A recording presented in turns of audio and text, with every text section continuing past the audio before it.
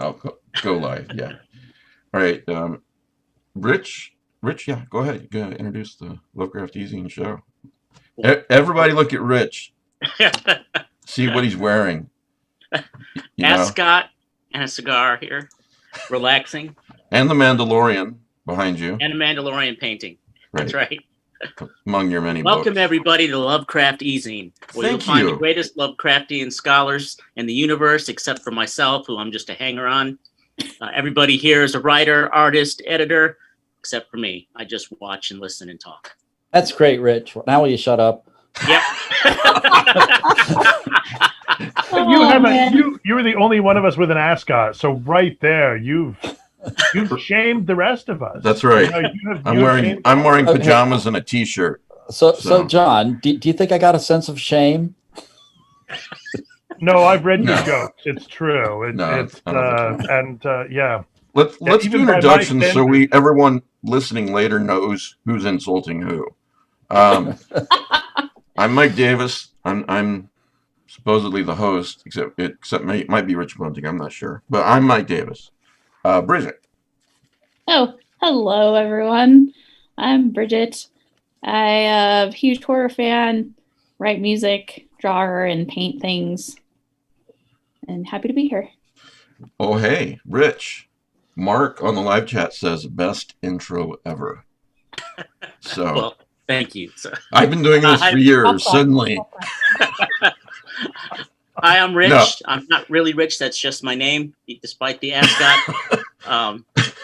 I don't write or make music. I just love horror, and I listen to these guys. And no, Mark, I'm just kidding. I'm glad you liked it. And Happy New Year, everybody. So that was Rich Bunting. Rick, you want to introduce yourself? I'm Rick Lang. I'm a writer, and I write articles on the old pulp magazines from the 30s and 40s. He also knows everything. That's true. From the 1930s and 40s, but not beyond. John. Hi, John Langan. Yes, I'd like to return 2021. I've done the free trial of it, and nope, it's not working for me. So if we could just go to 2020 Part 2, that would be fine with me. Are you having a bad week? I think the nation is having a bad week.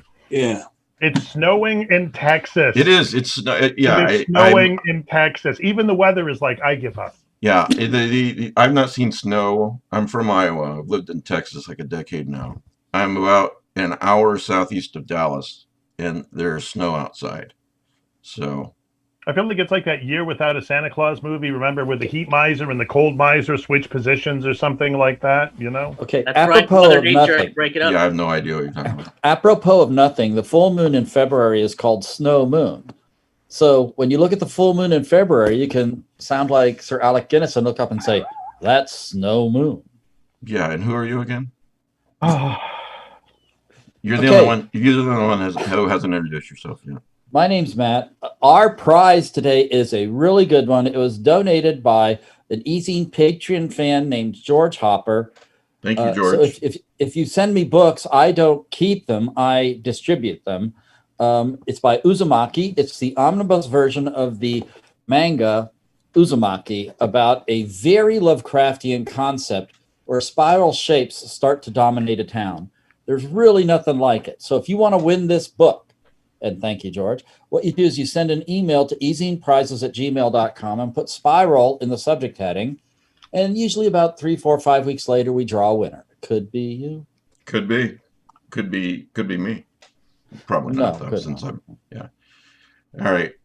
I'm starting a short live video on the big Lovecraft eZine Facebook page. So for those of you out there watching this, it's going to be very short, and you don't know about the podcast. It's every Sunday at 6 p.m. Eastern on YouTube. Just go to YouTube, type in Lovecraft eZine podcast, and you'll find it. And you can watch us live on Sundays, or you can watch us later, or you can just listen to us on iTunes and, I don't know, Spotify and probably a million other places. So before I go off live, John, any comments about my hair that you would like to say on air? No, I was just wondering how long it was going to be till we were kicked off this platform, but, you know.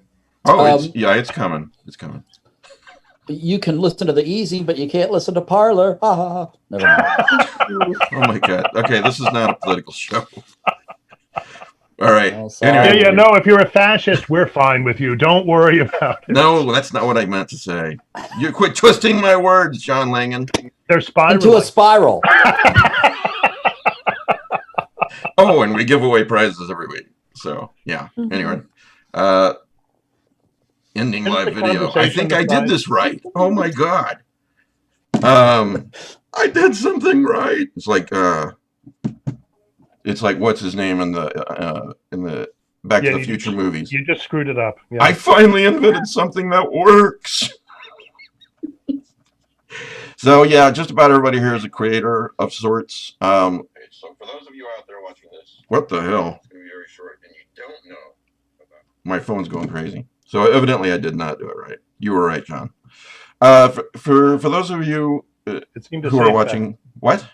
Nothing. What? Yeah. What? Huh? What? If you go to the Lovecraft eZine website, lovecrafteZine.com, and click on podcasts on the top left, and then if you can see the upcoming guests, and if you scroll down, you can see the panelists, and I've hyperlinked all the panelists. If you click their name, you'll go, if they're a writer like John Langan, you'll go to his Amazon page. You're welcome. Why does it lead to Laird Barron's page? What's up with that? Oh, I thought that's what Laird told me to do. Yeah, I knew it. I'm sorry. I'm just doing what I was. Yeah, I thought you guys had already had this out. One more thing I would like to say. Thank you to all the patrons. Two more things. Thank you to all the patrons. Really appreciate you guys. Just Google Lovecraft eZine Patreon.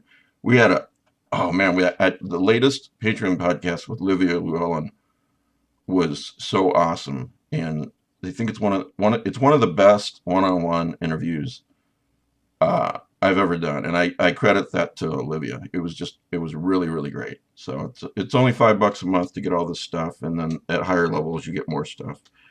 The other thing I'd like to say is Matt Carpenter, besides being the prize giver every Sunday, also hosts Lovecraft eZine Movie Night. That's at 9:30 Eastern Time every Saturday night.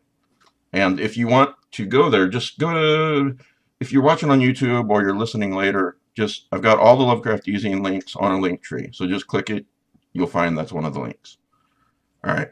Anyway, A Christmas Miracle. You're right, John. There have been some sad notes in 2020. I got COVID. I got the shingles. I've got COVID long haulers problems. I've got a chronic illness for 15 years. But the real issue. But your hair is fabulous. Thank you. Thank you. I appreciate that. And I appreciate the sincerity. And you'll be able to buy it, the viewers, in the Lovecraft eZine shop pretty soon. Maybe I should auction off. Have Danielle shave me. Shave my head on air. We're just going to get wigs that look like the Davis look or something like that. And then like one Sunday we'll all be wearing them. I thought you were going to make a crack like what, Rick? Sorry. I want a Mike Davis rat tail. Oh, Pete's here. Pete Rollick's here. Introduce yourself, Pete. Hi, Pete Rollick. Well, so much for that. Oh, there you go. He's freezing up. He's back. Pete, you froze for a second there, Pete, but we're okay. Yeah, it's Florida. You know, what can we say? It's the hottest state, I learned today. Anyway, this is probably not why people tuned in, but I've gone over the terrible things that happened to me in 2020. But the worst thing that happened, even worse than the COVID, whatever, was my TV remote stopped working. And I've got a Roku. I don't have a smart TV like the youngsters today. I have to get a Roku. So I'm able to control the content, but I can't raise the volume or lower the volume, which, as every man knows, this is a nightmare scenario. And then the Roku went out. A Christmas miracle. I got a new Roku, and it came with this remote, which looks like a typical Roku remote, and on the side, volume buttons. And I'm thinking, no way. And it controls the volume on my TV. So I hope everyone's happy for me. It was a Christmas miracle. And that's Roku, ladies and gentlemen, available at better stores everywhere. Roku can now, you can pay me for the I know how much are they giving for this endorsement? Mike, I think that's actually more advertising for Roku than I've seen anywhere else on the planet. Somebody write that guy a check for $25. Quickly. Hey guys, I started watching Sabrina. That's And? pretty. I didn't think I Why, for God's sake? I didn't think I would like it, but I kind of like it. And What season are you on? What? No, come on, please. What season are you on? I'm on 1. Okay. Oh, Okay. praise Satan. I liked it. What do you want to say, Rick? No. I just want to. I want to be careful that we don't spoil anything. Okay. I'm sorry, John. What? No. I agree that the first couple seasons are good. I like seasons 3 and 4, but when you watch them, we'll have a conversation about them, which can absolutely be had. All right. Yeah, we're going to do a spoiler-filled conversation about Disappearance at Devil's Rock later on in the show, and I'll tell everybody. So if you haven't read it yet, you can then exit. I told Tremblay, so he's going to be watching. I can guarantee you. Yeah. I will say that the music in season 4 is really, really good. Well, yes, that's important to me. Yeah. It is. I'm not being That's sarcastic. great. They're probably all wearing sensible shoes too. I mean, so what? No, the music. That's really better about this. Bridget, you're with me on this, right? The music in a TV show or a movie, sensible shoes, is really key. Like the the soundtrack in What Keeps You Alive is a great example. Have you watched that yet? I've seen it. I haven't watched that yet. Bridget, you got to watch that, if only for the soundtrack. But it's really really good. I liked it. You were good. Now, if you watch the trailer, you might as well not watch the movie. Okay, so don't watch the trailer. I'm speaking. I took your advice, and I was pleasantly surprised how it unfolded. Well, Brittany Allen, she's one of the 2 actresses in the film. She actually did the soundtrack. She created. She wrote the music that her wife sings early on in the movie, which is really really eerie. It's a great song called Blood Let It Out. Yeah, Blood Let Let.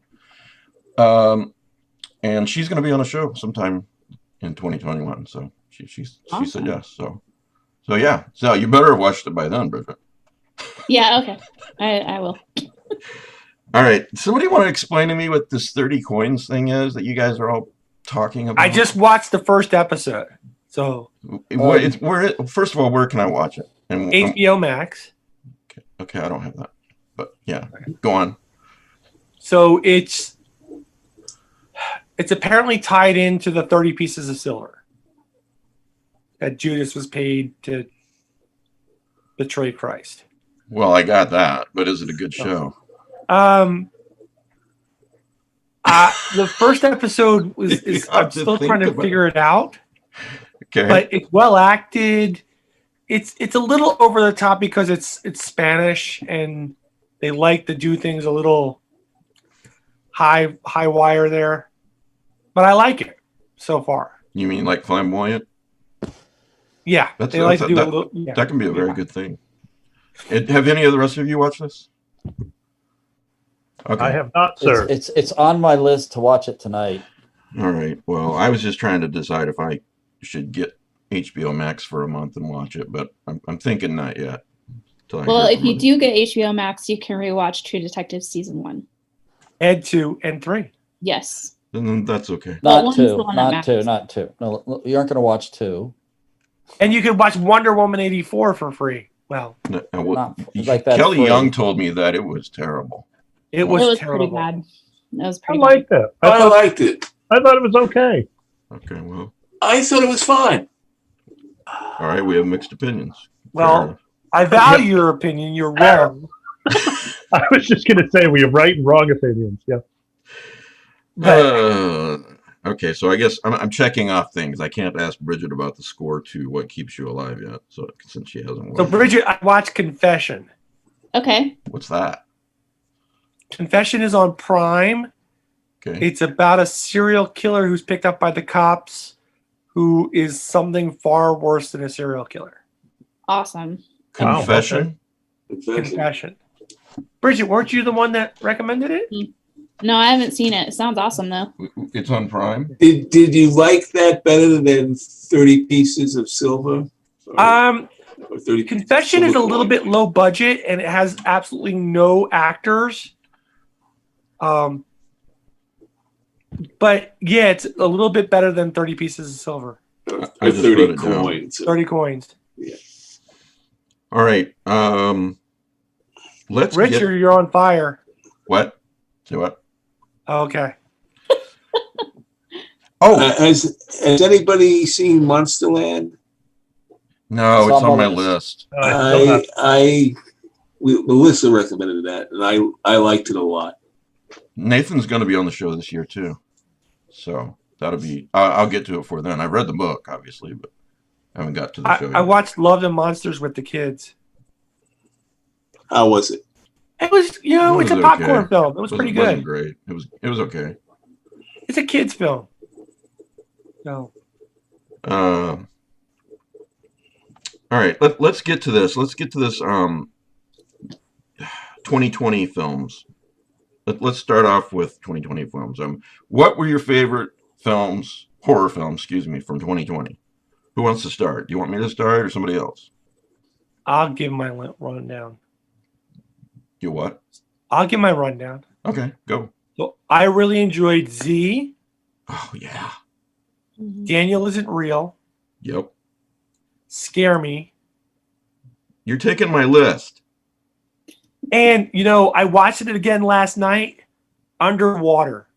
Underwater stands up. It is good. I don't think it's great, but I think it's good. I don't think it's great. I think it's a good movie. And, with a special appearance by someone we all know at the end. Yes. I watched it with my wife. And as I was watching it with my wife, I realized that Kristen Stewart and the other actress, I think, is it Kristen Stewart? I can't think of her name. You mean the one from Game of Thrones and Iron Fist? Oh, yeah. Okay. Yes. They're pretty much 3/4 naked throughout the entire film. I don't think that there's any lingering camera work on that at all. I don't think there's any real instance of male gaze going on there. Mm-hmm. In many ways, it reminds me of Alien. Yes. Yeah. In which Sigourney Weaver is never there. There's no sexualization of what's going on. Yeah, good point. And I think that's an interesting instance of where two very attractive young women are not treated in that way. It's certainly not a Roger Corman film. So, in other words, they realistically needed to be dressed this way if it was really happening, but no exploitation of it, basically. And I will tell you that after watching it with my wife, we discussed it, and it is actually something that, as a horror action film, it's something we would show our kids. Yeah. Because it's not graphic. So anyway, yeah, those are my good films for the year. All right, I'll go next, and then you guys go. The Dark and the Wicked. I haven't seen it yet. I watched it last night. Oh, I want to add one more. It's really disturbing. Yeah, you can add Vast one more. of Night. Oh, The Vast of Night. I was going to say that, but is it a horror movie or is it a sci-fi? Probably sci-fi horror. I've watched The Vast of Night twice, and I think it's one of the best movies I've ever seen. It's talking heads. Yeah. But it's really well done. Mm-hmm. It is really good. Again, you should watch the trailer. If you're going to watch an action film, absolutely watch the trailer, But if a horror film, sometimes it gives too much away. I watched the trailer of What Keeps You Alive after I watched the movie, and I was like, yeah, I was right. This it gives away basically the first 40 minutes of the movie. So anyway, The Dark and the Wicked. We're going to be talking about Paul Tremblay's Disappearance at Devil's Rock later, and actually, The Dark and the Wicked sort of reminded me of Paul, the way Paul writes. You know, it's really disturbing, I gotta say. Well, yeah, Paul is really disturbing. I mean, he writes really disturbing things. Sorry, Paul. And but the the ambiguity of it. Nothing's explained in the dark and the wicked. But if it is, I missed it. You guys can tell me. But I really liked it though. Here's a movie with Kevin Bacon, You Should Have Left, which I didn't think was great, but I thought was very good. I don't know that most people you may not have seen it yet. The Invisible Man. If we throw in TV, The Haunting of Bly Manor, I enjoyed very, very much. Better than Hill House. We're coming to TV later, though, right? Right. Well, whatever. We can mix them. As Pete ripped off my movies earlier, Z, Scare Me, Daniel Isn't Real, and I will also throw in The Wolf of Snow Hollow. So, you guys agree? Have you guys seen these or most of these? We watched Wolf of Snow Hollow on eZine movie night last night. Oh, right. Yeah, I loved it. Yeah, very well done. It definitely had, to me, like Fargo vibes. Some of that kind of like dark comedy feeling. This is a horror movie that you actually can watch the trailer ahead of time, and this is a horror movie that's so fucking funny too at the same time, And it's not really a comedy horror; it's a horror movie with a lot of good comedy lines. Like, when do I get to be right? That kind of thing. It's not a werewolf. It's a man, and we're gonna find him, and I'm gonna find him, and I'm gonna bring him to justice. Anyway, yeah. Who else wants to go with movies and TV and whatever? I'll go. All right. Well, what's that you're wearing, Bridget? Oh, I happen to be wearing. Of course, the cat decided to lay right here, but this is. It's a Lovecraft eZine T-shirt. It is a Lovecraft eZine T-shirt, and everyone should get one. And well, wait, Bridget. How much did Mike pay you to wear that? He even made me buy the T-shirt. Sheesh. No. Yeah, I know, right? Wow. No, I told him that the T-shirts are my kryptonite, so he keeps saying, buy these shirts and support the podcast, and I can't help myself. Hey, Bridget, just so you know that they are really low quality shirts, and they shrink like 3 sizes in the wash. Thanks for that, Pete. No, it's nice. It's nice fabric. Don't listen to Pete. Because you can give it to your kid. That's what's nice about it. It's a very quick hand-me-down. You can frame it too. If you don't want to wear it, you can frame it. Honestly, you can wrap your books in it. It won't be too long. It'll be tiny enough. You just put your book inside it. Oh my God! In all seriousness, no, if it's great and it's soft, and yeah, listen to Bridget. Don't listen to John or Pete. And if you want a T-shirt, just go to my link tree. I've got it on the in the show notes here, and it's one of the. And if you get the pre-shrunk ones, you can put them on your pets. Hey, you know what? Whatever. Hey, pets need to be stylish too. That's right. That's true. They need to be warm, especially since it's snowing in Dallas. Yeah. Yeah. But anyway, Bridget. Yeah, I got to talk about movies now. Okay, cool. Well, you can if you want.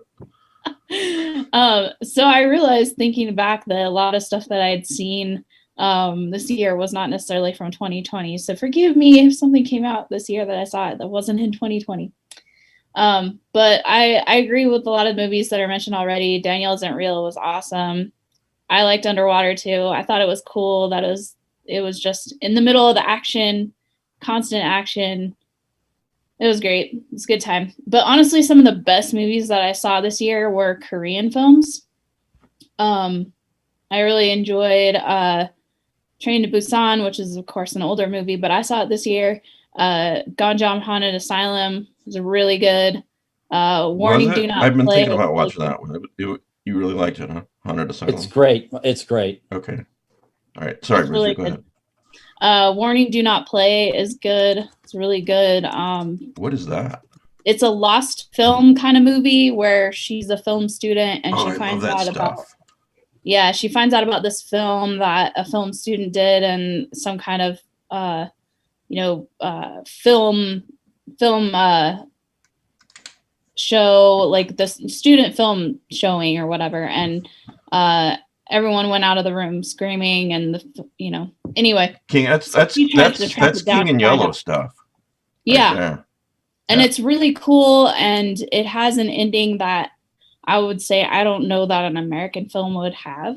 The way it ends is really cool. So I wrote that down. I wrote down one of Pete's too. I don't want to give him a big head or anything, but so. Yeah, so those were some of my favorite films that I saw this year. But I also, from the HPL Film Festival, there were some really good short films. Black Moon was one of my favorites. Had like the same underpass walking tunnel like in Absentia. That was a really awesome short film. And Circle of Stone, we watched that on movie night one time too. That was a really, really cool little short film. And those would be this year or close to this year. Yeah, at least they were premiered this year, so I'm gonna count them. Well, yeah, that is how we count them, when they premiere. So yeah. Oh, it is. There was another one called Smiles, which was really interesting. I don't know how to describe that without giving it away, but it kind of played on the emoji culture. I thought that was clever too. So you can. Speaking of this, you can watch all these short films. They're available at the HP Lovecraft Film Festival's website. So just Google that. HP Lovecraft Film Festival, Portland, I think would be the best thing to do. And it'll be somewhere on the website. So anything else, Bridget, before we move on? Not from movies. Okay. Matt. Okay, so all right. The reason I even have any movies to list is frankly because of eZine Movie Night. I've looked back over the last several years, and the list of movies that we've seen is really pretty darn impressive. And my approach is, if it's new to me, it's new to me, and I'm going to count it as my new movies this year. So can you just do me a favor, though? I appreciate you doing this for me every Saturday night, but the Big Ass Spider is not something that anybody but you wants to see. Actually, I really liked Big Ass Spider. Oh, Christ.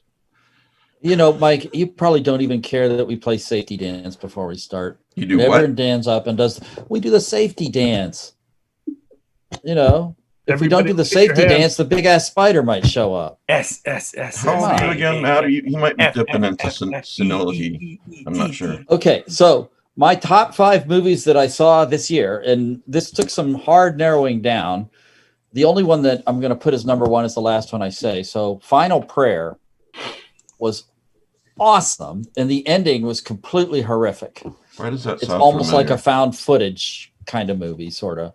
Final Prayer. I also liked Ganejim Haunted Asylum. I thought it was brilliantly done and quite scary. The Vast of Night made my lists. I thought the writing was superb. Resolution was so disturbing when you think about it and put it in a context of the filmmaker's other work in that region, with what's monkeying around with the timeline. Is this the one of the films that the two brothers put out? Yeah, like The Eternals or The Endless. The Endless, and they've got one that was in theaters. It's not available to watch streaming yet. Synchronic. Yes, I really want to see that, and it's not. Me too. It just looks great. So my number 1 movie this year that I enjoyed was, in fact, Underwater. I agree with everything Pete said.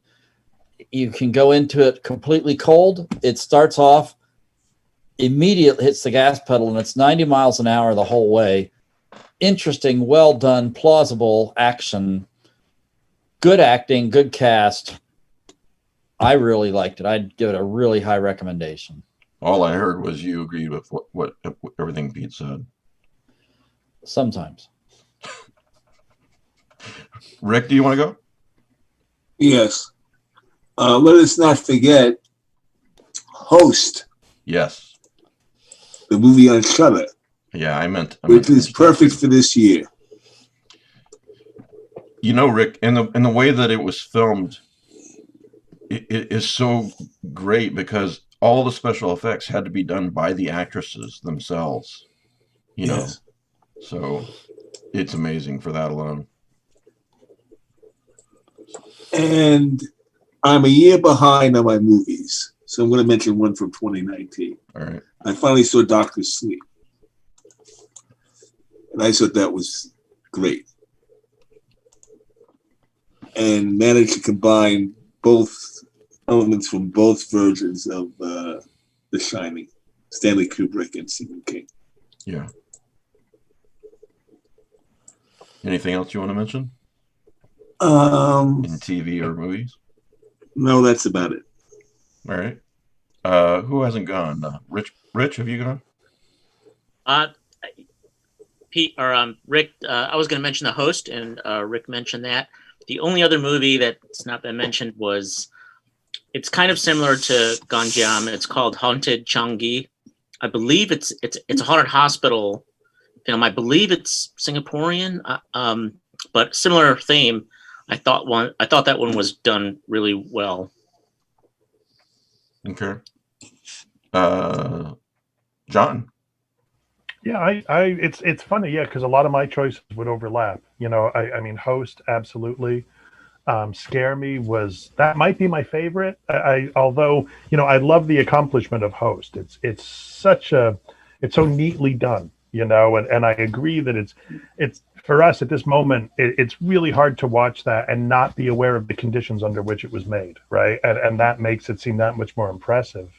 I'm sorry. Before you go on, I would like to mention for those who don't know that, like right after the movie came out, I did a interview just like this on Zoom, broadcast to YouTube like this is with all those guys. So it was kind of surreal, So I'm glad nobody wanted to do anything. Well, there were a few people who didn't make it, out of that. I mean, that's true. We should pour out a cold one for them. But before that particular interview, I did not have white hair, and now I do. So anyway, you can go to it. You can backtrack 2 months or so or whatever, and find that on YouTube or the audio versions on iTunes and so forth. So anyway, I'm sorry. Go on. Scare Me. I thought Scare Me was terrific, and part of what I like about Scare Me so much is that the conceit of people telling each other scary stories. We've seen that, but we've usually seen that in the past, I feel, as a kind of framing narrative for anthology films. And instead, there's no anthology. It's just the actors acting. And that I thought, yeah, they get some help from the camera and the sound effects and that sort of stuff. But I still thought that was just such an amazing performance or performances. I thought, yeah, Ganjam Ganjam made me so afraid. I don't know what it is, but Asian horror movies make me really, really afraid. Japanese, Korean, and I don't know if it's just a different context that I don't have, but yeah, I thought Ganjam was the bee's knees, the haunted bee's knees. Vast of Night, I would add that as well. This is the year I feel like I feel like Shudder really came through a lot. I feel like there's plenty of things that I'm like, oh, I'm probably forgetting right now, but that were on Shudder. And I think what was really cool about so many of the films this past year was just how varied they were, and often not with gigantic budgets. I enjoyed Underwater. But obviously that had a bigger budget than Scare Me did or something like that, I was just so impressed with the way that Shudder brought all of these little films, I don't know how much, but they didn't look like they were that much, to view. And that was really, really cool. I did see The Dark and the Wicked. I liked it, although at the end, I thought to myself, man, if I were a fundamentalist, this movie would make me feel really good about myself. That and frailty. Right. And so,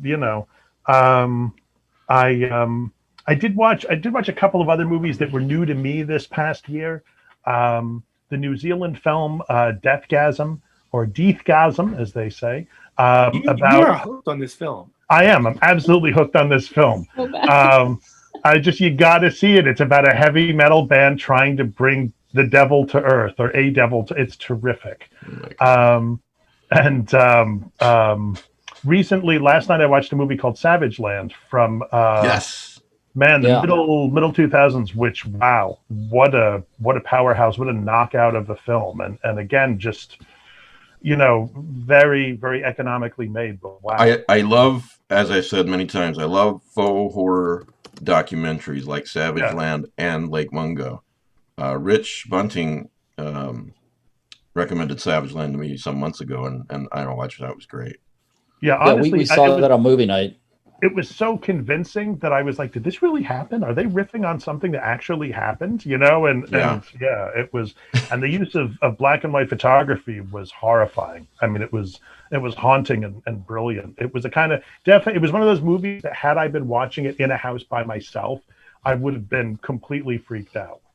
I watched Lake Mungo for the first time with Danielle, and I forgot to tell her that it was a faux documentary. I just said, this is a documentary. Wow. So way to go, Mike. Wow. Nicely done. Yeah. Hey, John. Yeah. Scare Me really reminds me of Death Trap. Yeah, kind of. I could see that. I could see that. Minimal sets, essentially one room. Yeah. And mostly two people just talking. Right. And hinting about what they're going to do to each other. Yeah, ratcheting up. Yeah, absolutely. On that note, Pete, and this is not a horror movie, but and this is way back, but one of my favorite movies is called The Man from Earth, and it's basically 6 or 7 people talking in a room, and it's riveting. And the sequel sucks, so don't watch the sequel. I did. I watched the sequel. It's not good. Yeah, I felt like I had to scrub my brain after this, but the first one is brilliant. There is a movie we've all forgotten because basically it's been a long year. 2020 was 10 years long. That's okay. Yeah. The Color Out of Space. I didn't mention that because I saw it the year before. That's why I didn't bring it up. It came out in 2019, I think. No, it was premiered at the HPL Film Festival in 19. Right. So I couldn't include it on my list. Is it as good as everyone's saying it is? It's Mike. It's a guy's vision of how do you bring Lovecraft to the big screen. And I got some quibbles. There are some quibbles with the script and with Nick Cage and all that, but it really captures the spirit of the story, and the use of sound is bloody brilliant. Okay. Because they use a lot of sub and hypersonic sounds that you can't hear, but they ratchet up the sense of unease in certain scenes. Okay. I thought it was very well made. I think the guy deserves a lot of kudos for that. Richard Stanley. Yeah. And the other thing I will mention is Barbara Crampton's remake of Castle Freak, which is on Shudder. And this is not a good movie. But this is exactly if this had been made in 1987, it would have fit in perfectly with that time period. This is a 1980s schlock horror film done perfectly. Speaking of, did you? Speaking of, yeah, go ahead. I was just going to ask Pete if he saw Reanimator in the theater. I did. Did you? Okay. Wait a minute. We're going to bring up the stolen car now. No, we're not. What were you going to say, John? I was gonna say I cannot remember now if Satanic Panic came out this year or last year. To be honest, I think it was this past year. That was but I also think there was some kind of horrible thing with the film studio that did it, maybe, or there was. But it was a film I really, really enjoyed, and I thought was a really well done, like 80s kind of homage. Also, Pete, I took one of your recommendations and watched Starfish. I think it was you anyway who recommended it. I like Starfish. I wasn't the one who recommended it. Just being clear.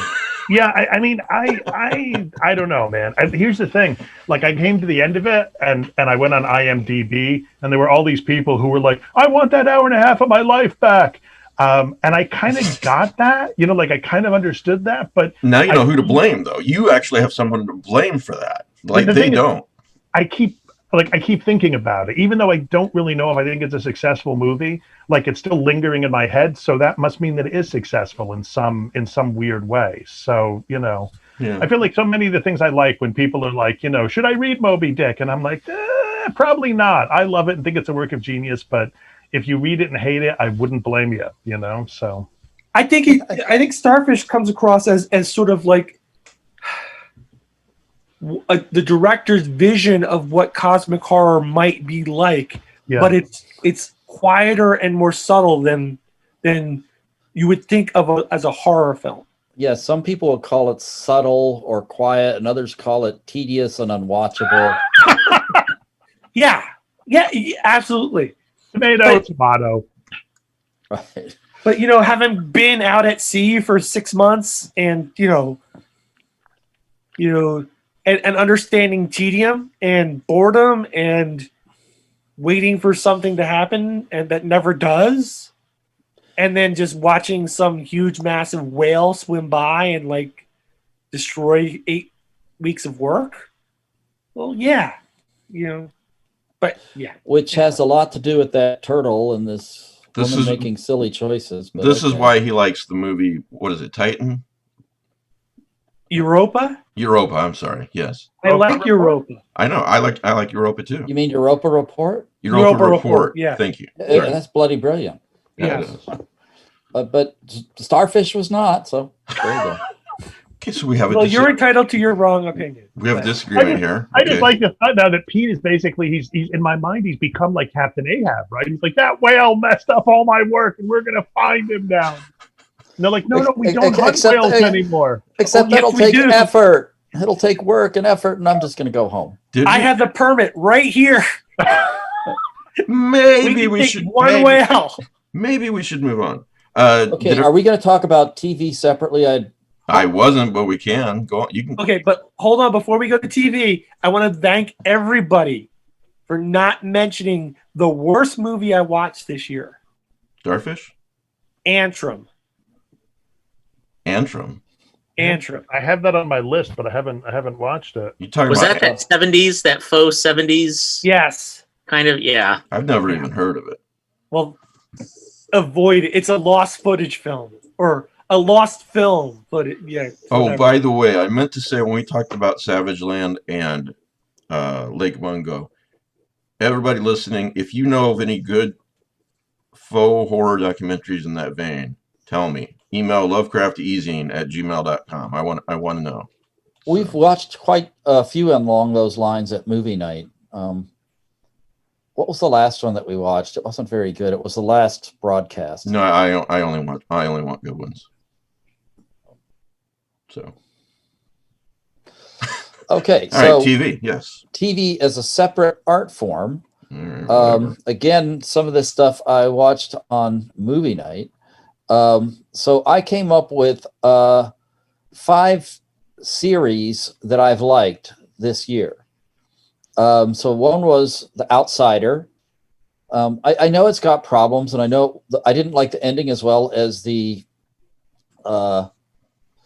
book, but I thought it was a very well done series, and there were many compelling moments in it.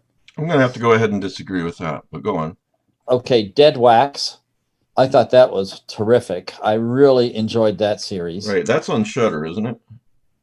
I'm not quite sure. And I believe that it's sort of like that. Pete, help me out here. It's in the King in Yellow vein too. Yes. My 2 eye candy shows that I really like are The Mandalorian and Star Trek Discovery. And no, I did not tear up on the last episode of The Mandalorian. So just squelch that rumor right now. Okay. You're not a man. And I did not tear up at the end of Bly Manor. I just want everyone to know.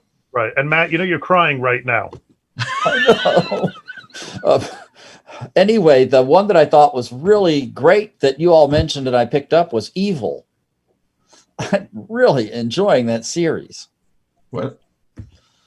That's the one with the priest and the psychologist, or yeah, it's the priest, the rabbi, and the minister, and they go into a bar. Wait, Michael Colden. That's for the guy who plays Luke Cage, right? Yeah, Michael Colden. Yeah, that's a really great series. So that was my TV year. All right. So the thing that out of this so far, and please continue, but that I've got circled to watch first is Warning: Do Not Play and Dead Wax. I watched the first episode for some reason, forgot about it, but I want to watch. I like those King in Yellow type stories. So anyway, Matt, anything else? No, that's my top 5. Anyone else have any TV they want to mention? Other than what's been mentioned. Yeah. Picard was great. Oh yeah, how could I forget Picard? Looking forward to season 2. And it was Lovecraftian. Yes, and I loved Haunting of Bly Manor as well. Discovery was really good. Also, but honestly, I spent watching like Agents of S.H.I.E.L.D. from the first episode to the last episode this year, so that was a long TV watch. But I really liked how they wrapped up Agents of S.H.I.E.L.D. All right. Anybody else? I'll go. I can't remember if we talked about it in 2020 or it was earlier because it's all blending together. But the animated series on Netflix, is it Sex, Death, Robots? That was good. That was good, but I feel I thought that was really good. Is that what it's called? Sex, Death, and Robots, or something like that, right? Sounds right. Yeah, it is fun. I thought that was a last year thing, but you just saw it this year. It's news. Rick, did you have something? Yeah. I've got Monsterland, which is a very unusual anthology series, I felt. It's from Nathan Balagran's book on North American lake monsters, for those who don't know. I wouldn't say quiet horror, but it's not fast paced, but it's done very well.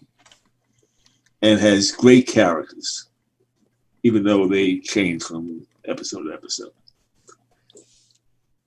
And there is one semi-Lovecraftian episode in the series, which involves a mermaid.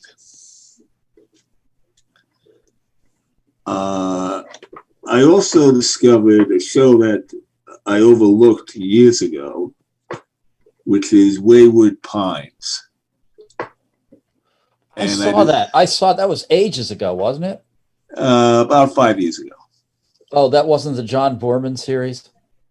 No, this is the Blake Crouch books. Yeah. Blake Crouch books. The reason I got interested in it is that when I got my collection called Other Sandboxes from F. Paul Wilson as a gift, there was a story in there that tied into Wayward Pines, which I had never heard of. So I said I should just familiarize myself somewhat with the series before I read it. And I watched all 20 episodes before I read Paul's story. And you like them? And I love them. Mm. It is Twin Peaks meets Patrick McGowan, The Prisoner, with answers. And it does descend into horror near the end of the first season. We have a request from Kat in the live chat, Pete. Kat wants to know what you think of Dead Wax. I really enjoyed Dead Wax. It is probably the best horror that I watched all year. And, it's interesting to me because I think the episodes are only like 15 minutes long. Yeah. And it could have been shoved all together as a single film, but by doing it in short little 15 episodes, I think it builds tension better. Yeah. And Dead Wax sort of, it didn't really have any loose ends. It tied all this stuff together. You even got a lesson on how like records were made using, beetles and their extractions. So very interesting, very well done. Surprise cast appearances, and a tight little horror series. Mhm. Slightly better than the bigger budget, and kind of, I get it. I get the title, but it's misleading to a lot of people. Lovecraft Country. Yeah. I thought Lovecraft Country was probably the best big budget horror series we had all year. It splits the audience because they are looking for they're looking for Cthulhu, and that's not what the reference is. So if you watch it with an open mind as looking for horror, I think it pans out. If you're looking for Cthulhu, it's not quite there. Yeah. I think there are some really, really strong episodes in that series. They do an excellent job, though, of giving you Cthulhu early. Yes. You can't say Cthulhu's not in here. Nope. And I love the way they did it. I think some people expected the search for his dad would be ongoing through the series and resolved in the last episode instead of resolved in episode 2. I think that was part of it as well. So I can understand that, but there were other things that the directors and the producers wanted and the writers wanted to do. Sure, yeah. Okay. They Anyone also- else comments on TV? Rick? I said they also had one of the best uses of mythology from little-known mythology. They used something wonderful from Korean mythology. Yes. Okay. And what about What We Do in the Shadows? Yeah. What about What We Do in the Shadows? What We Do in What Mark about it? Hamill. Mark Hamill is a vampire. Come on, Jackie Daytona, normal human bartender. The movie was overblown. I never watched the series, but with your recommendation, I'll give it a go. Wow. Listen to the enthusiasm of that endorsement. The movie's great. But it is what it is. Do you know what I mean? Right. I think I came to it without any hype, and I was just like, "Oh, this is really fun." The best, Right, the it best was gonna be vampire more than it movie was. of all time is Only Lovers Left Alive. That is a great movie. It is a great movie, yeah. Yeah. Even if Mike likes it. Thank you. That's a ringing endorsement coming from you. But the worst ongoing series I watched this entire year is not Sabrina, The Chilling Adventures of Sabrina. It was, in fact, all 52 episodes of 2020. It was you got to feel like early on you thought, okay, the writers have brought us to a really interesting spot, right? But I mean, Killer wasps, death hornets. over salting the broth or whatever the expression is. I mean, come on, like a pandemic and an impeachment. Come on. Something interesting. One or the other. Something interesting. The first U.S. citizen that got COVID, the coronavirus, was on January the 20th, 2019, or excuse me, 2020. And our next president, I don't want to get political here, so that's all I'm going to say, is going to be inaugurated on January 20th of 2021. Spoilers. Yeah, spoiler alert. I hope it signals an end to all this crap. 2020 was just horrific. But I did get my second vaccine, and I got to say it's pretty amazing because now, like when I go in somewhere, it's like when Tom Cruise goes into the Officers Club in Top Gun. People just go like, oh. I thought they were supposed they want to buy me drinks and stuff. It's incredible. I thought they were supposed to give the vaccine anytime soon, or I thought they were supposed to give the vaccine to the important people first. Oh yeah, COVID. Why do you have it? They were supposed to give it to the important people first. I snuck in. Oh, all right. It's like, it doesn't matter if you're important if you can get in the line. That's true. Can we get the books, or is there anything else to talk about in TV? I'll take that as a no. Who wants to talk about books? Okay, I can go first. Wow. All right. The enthusiasm there is, really contagious. Okay, so a lot of the books that I enjoyed have had little to do with science fiction.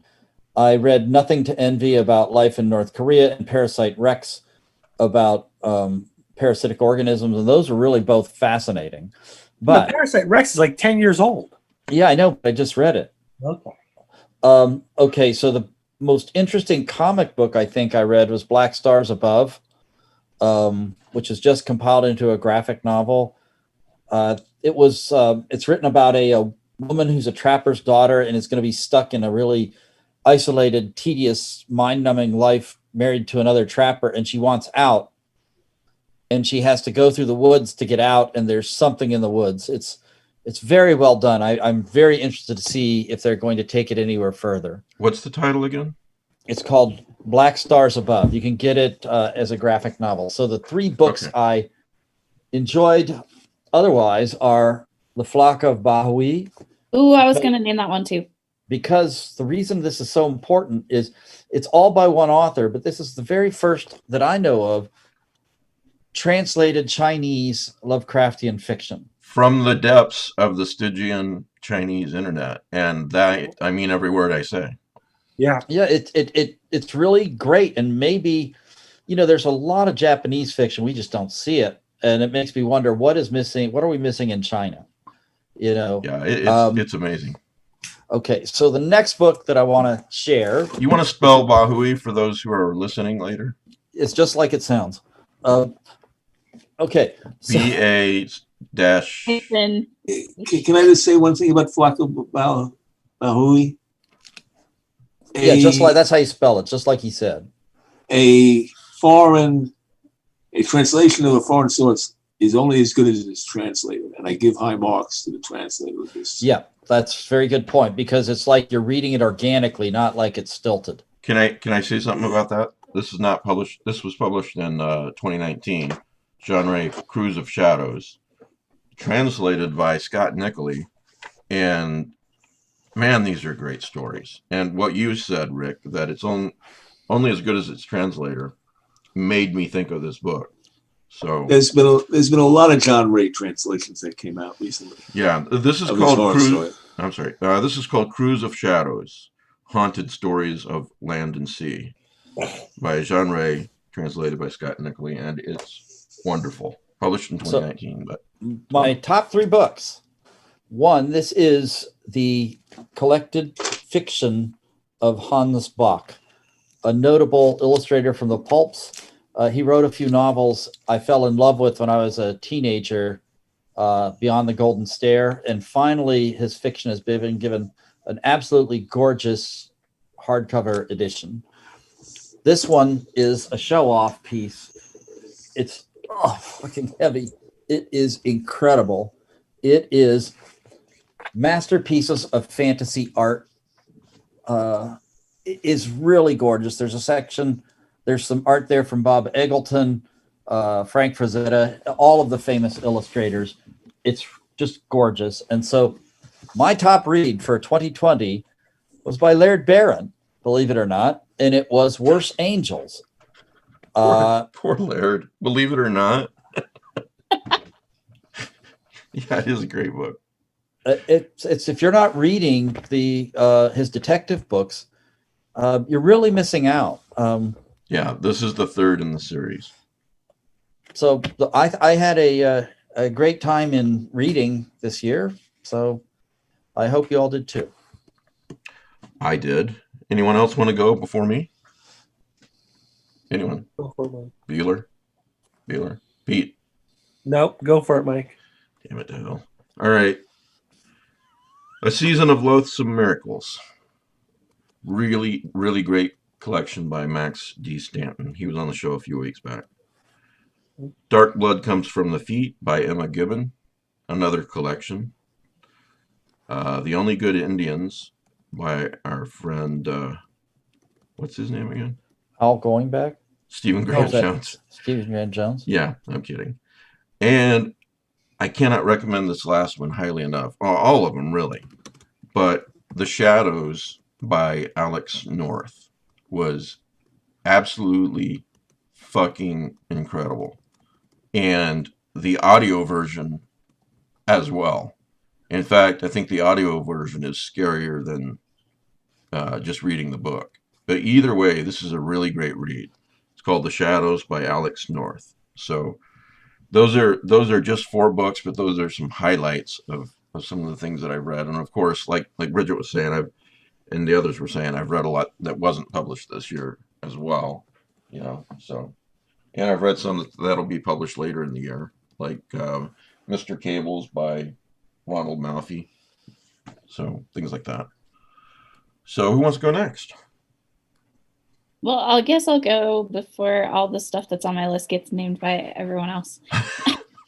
Because I definitely agree with Matt about Fakabuhui. That was a really, really great read.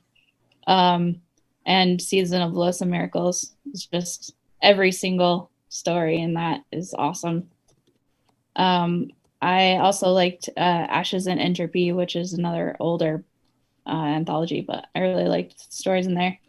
I listened to a lot of audiobooks as well. So my favorite audiobook that I listened to this year was Grand Hotel by Scott Kinnemore, because I really liked the narrator and the snippets of stories in that one. That one was really, it's an older story too, but and then probably my favorite though that I read this year was Best of Both Worlds and The Worst Is Yet to Come by SP.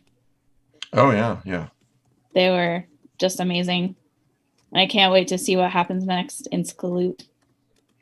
Hey Bridget, do you notice how when you give out recommendations, I take notes, and then like when John gives out recommendations, I don't take notes? Yes. Yeah, I know. You notice him. You know, he's on his phone. He's like, yeah. Playing with apps. Wait. Are we on? Is this live? What's going on, John? John, what about you? Now that I've insulted you, what books did you read? What about me, indeed? Did you like Children of the Fang? Did you enjoy that one? I mean, that guy. I mean, what? Come on, Children of the Fang. Like, what is that supposed to mean? I just got that from the New York Review of Science Fiction to read. I'm not sure. No, I wouldn't. I mean, you're just like, what? Come on, man, stop it. You know. All right, Children of the Fang. Just get it out there by John Langan. You just want to tell the guy. It is a good book. There are such things as paragraphs. Why don't you write them? You know, yeah. Yeah, I saw that little scoring that Laird gave you on Twitter. Right, exactly. Oh, yeah, the semicolon. Yeah, that's so great. That's the face that he makes when I explain to him what paragraphs are, or something like that. Oh, yeah. It's no, it was really it was an amazing year for fiction. I mean, like a lot of people, I think the first part, like not even the first part, but sort of March, April, as we were all entering lockdown and things were just getting really insane, it was really difficult to focus. And I got to the point where I just had to force myself to read. Mm-hmm. And that was actually a saving kind of thing to do, to just sit down for a couple of hours a day with a book and just say, no matter what you're reading. And so, yeah, I was able to get through a lot of stuff. I thought Stephen Graham Jones's The Only Good Indians was the best novel of the year. But when I say that, I mean, it's like one of those photo finish things, the Kentucky Derby or something like that, where you've got to go to the photo, because I thought Sylvia Moreno Garcia's Mexican Gothic, and actually Grady Hendrix's The Southern Book Club's Guide to Slaying Vampires, were also really good, as was Paul Tremblay's Survivor's Song. Tremblay's novel in particular, which deals with the outbreak of a pandemic for which the government is insanely underprepared and everybody is losing their mind over. I mean, it was really that could never happen. Yeah, it was one of those things where you just man, talk about extrapolation. And it was a powerhouse of a book. I agree with Matt. I thought that Worse Angels was the best of Laird's Coleridge novels. I think those novels have steadily gotten better, and I think that this one, he edges over into his kind of weird fiction territory, but not so dramatically that someone who's just a crime fan couldn't read and appreciate. I keep comparing it to the Charlie Parker series by John Connolly. Yeah. Where it starts out and it's crime, kind of mystery novel, and then slowly dips into the supernatural. Now Laird does it in a different way, but it's a good comparison, I think. Yeah, and there were a bunch of really strong debut novels this year as well. Premi Mohammed wrote a book called Beneath the Rising, which is a kind of a Lovecraftian novel. It's about these old ones, or monsters that are coming back from sort of beyond space and time, and the only person standing in the way of it is this kind of girl wonder, I guess you would say. This young woman who is this astonishing inventor. She can just whip up inventions at the drop of the hat, and she has this lifelong friend who's a boy. And who's not nearly as smart. And the two of them are just trying to figure out how to head off these things' incursion into the world. And I mean, I suppose, the idea of Lovecraftian or cosmic entities, trying to push their way back into our world, obviously it's not new, but I thought this book did it particularly well. Well, there's not much that's new, but it's what twist does the writer put on it? Yeah, this was a kind of book where you really feel like you're living inside the book. What's the name of this book again? I'm gonna go against my nature and write this down. It's called Beneath the Rising. Beneath the Rising, okay. Beneath the Rising by Premi Mohammed. It's on the webpage, Mike, the Facebook page. All right, thank you, Matt. And John. Rachel Harrison's novel, The Return, which is about these four or five college friends. In their 20s, they've sort of remained in touch with one another. When they're in their mid-20s, one of them goes missing, and she's missing for 2 years and ultimately presumed dead. And all of the friends, no one knows what happened to her. And then she comes back, and she's not the same. And they decide that they'll go to a little hotel in the Catskills to have like a kind of reunion and sort of get to know each other again and all this sort of stuff. And what happens next is really nightmarish, wonderfully nightmarish. But I don't understand why they never have a reunion near a guns and ammo shop where they could get help or something. Actually, why don't we go to the most isolated cabin with no power, cell phone reception, or internet, and don't put any gas in your cars? You're in the Catskills. There's plenty of ammo shops in the Catskills. Okay. Trust me. And Molly Polig's novel, The Unsuitable, is just utterly bizarre. It's about it sort of combines a kind of ghost story with a kind of Victorian marriage story. So it's about this young woman whose mother died giving birth to her, and she had to be delivered. I think it was a forceps delivery. Anyway, and she has a scar on her neck leading down to her shoulder where her collarbone broke through. And anyway, she believes she can hear her mother's voice, and she believes that her mother lives in that scar. And her father is just trying to marry her off, and that's not working out so well. And it's just a lunatic novel that I just thought was terrific. So, short story wise, I thought Emma Gibbon's Dark Blood Comes from the Feet was just a knockout punch of a book. I was so impressed with that. But I also thought Rob O'Tone's Her Infernal Name and Other Desires was a really strong debut. Actually, I'm not even sure if it's completely. He might have had. I can't remember if it was his debut or if he had another book before that. But anyway, it was really good and really worth checking out. As were Dan Brown's Underworld Dreams and Clint Smith's Skeleton Melodies, and of course Richard Gavin's Grotesquerie. I mean, I really feel like there were just there always are so many. We say that, right? Oh, there were more good books published every year than we can read. But I feel like I got to read more of them this year, and I was like, damn, it's actually true. Yeah, and then this year we were fortunate enough to the Weird Horror 1. Yeah. From and what do you call it? Vastarian continued. They had, was it 2 issues this year, I think, and they've been doing some really cool kind of Legati-esque or that end of the horror pool kind of stuff. So I got into that issue, one of those issues of Vastarian. You son of a bitch. Well, look at this cover by Sam Heimer. He's got a website, and he basically does just all like Halloween stuff. Yeah. And then fiction by we've had Anna Efris on the show, Steve Duffy. We haven't. Sitkar Dixit. I apologize. I'm probably saying that wrong.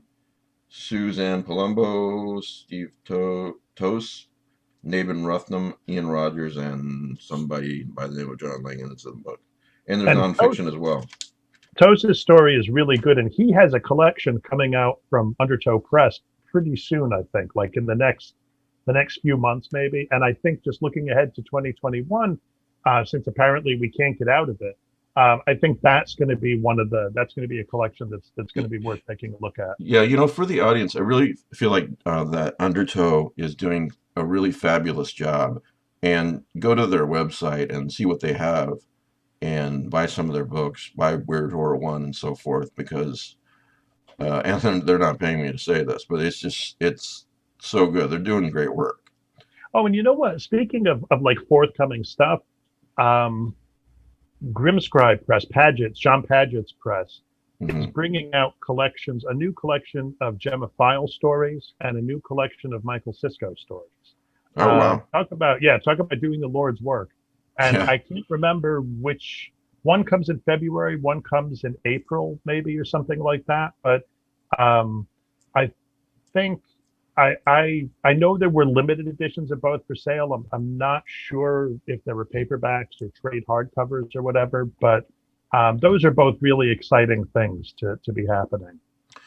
I want to get to Disappearance at Devil's Rock in a few minutes, but before I do, I want to make sure you guys have said everything you want to say. And I also want to mention that we were talking about faux horror documentaries, and I wanted to mention, I had just thought of it, Missing 411, The Hunted, is on Amazon Prime. So don't watch Missing 411. Watch Missing 411, The Hunted. It's really good, and you should probably watch it at night in a dark room by yourself. It actually is scary, and it's a real documentary. David Pilates he's just very fact-based. He's like, these people went missing, and he doesn't draw conclusions. He's not afraid to say, I don't know, which, if you don't know, don't make up a story. It's okay to say you don't know, but it's a really interesting documentary. Okay, guys, anything else? Books? Well, go ahead. I just wanted to give a couple of shout outs to some honorable mentions of not the book and movie variety, but a couple of artists that have come out with some really cool stuff this year. I'm going to apologize because I don't know that I can pronounce his name correctly, but George Sukaditis, it's a Greek name. I'm so sorry. I'm going to send a link to that so that he can post it. But he came out with some really amazing Cthulhu artwork, monster arcade things, just really, really cool work. And then also Stella Balick, who made this really cute little Cthulhu that I got this year. Isn't it adorable? He's so adorable as he steals your soul. Right? But anyway, she draws a lot of monsters and things that are really cool. And I also wanted to give a shout out to a podcast, Ain't Slayed Nobody. That is a Call of Cthulhu podcast. So you listen to them play Call of Cthulhu in the Old West, and it's just hilarious and a good time to listen to. I would like just to mention what I'm looking forward to this year in publication. I kind of tried to devote this past year's daily book to artwork. And someone whose name came up several times was Daniel Serra. He is fabulous. I mean, really an incredible artist. And PS Publishing is publishing a hardcover art book by Daniel Serra. Mm. Nice. So if you are at all interested in weird art, fantastical art, fiction, fantasy art, or horror art, I think this would be a real highlight for the coming year. Oh, and this was published, I believe, in 2019, but as I believe it was John said a couple of weeks ago, it has not received near the attention that it deserves. Yeah, absolutely. Yeah, if you have not read To Rouse Leviathan by Matt Cardin, Cardin, you really should pick this book up. No, that's a from reprint Hippocampus. partially. I beg your pardon? It is. Yeah, there's reprinted stuff in there and some new stuff. Right. Yeah, it's amazing. Yeah. You know, I think it's right up there with Season of Loathsome Miracles, John Paget's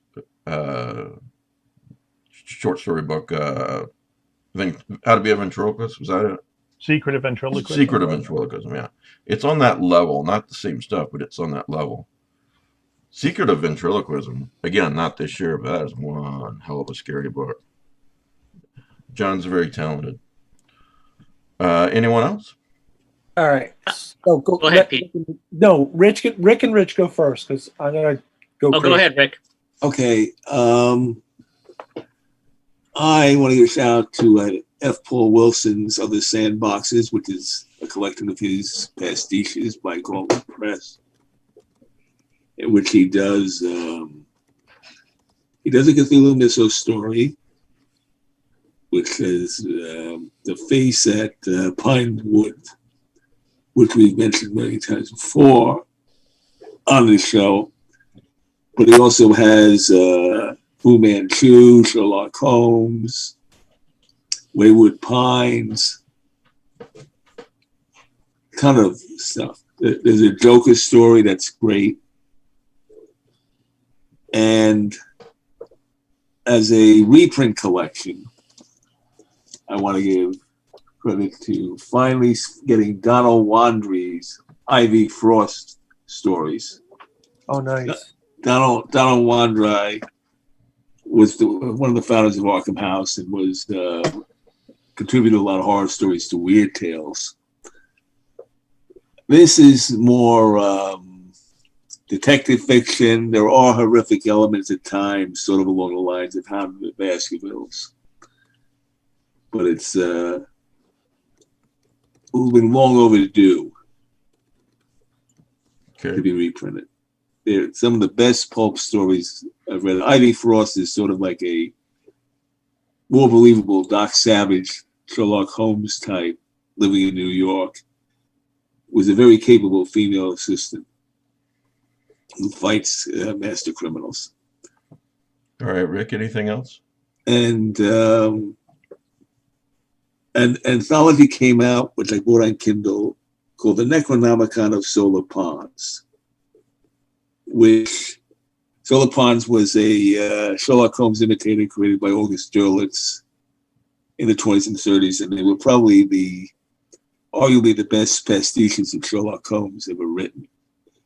Derlitz didn't do a great job of pastiching Lovecraft, but he could pastiche Arthur Conan Doyle very well. Okay. And there were references to the Cthulhu mythos that were never expanded upon in the Solar Pond series. Well, they got a group of modern writers to write an expansion on those. So you have Solar Ponds investigating crimes in the Cthulhu mythos. And there's an incredible story in there by I.A. Watson, which deals with the British town of Dunwich, which actually exists, which was destroyed by a flood and exists underwater now. And other pulp writers, other modern writers have done mythos stories set in this locale, but I think this was the best one I ever read. All right. Rich, did you have something before we move on? Yeah, I wanted to. I really enjoyed Max Brooks's Devolution. I knew you'd mention that. Like a faux documentary in book form. Yeah. I if you enjoyed World War Z, I think you'll enjoy that book. I really loved reading John Horner Jacobs this year, Murder Ballads, and then of course after reading A Lush and Seething Hell, I had to pick up and read 2666 by Roberto Bolaño, who was a Latino writer who wrote about South America. And one of the stories in A Lush and Seething Hell really reminded me of Bolaño's writing. In addition, I read the 3 James Lovegrove Sherlock Holmes versus Cthulhu Mythos trilogy. I know ask you if you got some of those were published previously, but I believe the 3rd volume came out sometime this year, the Sussex Sea Devils, I thought. What is your verdict on that? It is fantastic pastiche of Arthur Conan Doyle. It's not Lovecraftian pastiche, but wonderfully, it's beautifully written, and the audiobooks are fantastic as well. This year, I'm going to jump into the Lois Grech trilogy of Sherlock versus Cthulhu. But I mean, in the Lovegrove stuff, it is a Lovecraftian story, though, right? It is. It's very explicitly Lovecraftian. Is Watson the narrator? He is. Because to me, that's a must. He is, yes, and it's like reading Conan Doyle. Okay. So James Lovegrove does a really good job of making you think that you're reading a Conan Doyle story, I think. Okay. Well, I've got a couple of credits on Audible. I may pick up that first one then. Podcast that I'll give a shout out to is Old Gods of Appalachia, which is a very Lovecraftian horror podcast series. There are voice actors in it. I believe they're on season 2 right now, but it is just exceptional. Southern Gothic Cthulhu mythos set in alternative Appalachia.